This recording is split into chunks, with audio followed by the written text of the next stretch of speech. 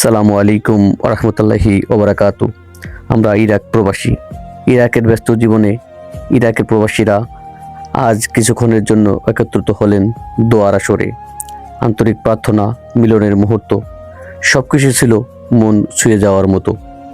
আর আসর শেষে ছিল সবার জন্য খাওয়া দাওয়া, হাসি মুখ ভাগাভাগি করা এক টুকরো আনন্দ।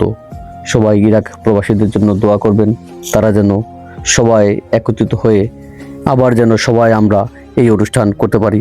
সকলে আমাদের জন্য দোয়া করবেন। ভালো থাকবেন। আল্লাহ হাফেজ। সালামু আলাইকুম ওয়া রাহমাতুল্লাহি ওয়া বারাকাতুহু।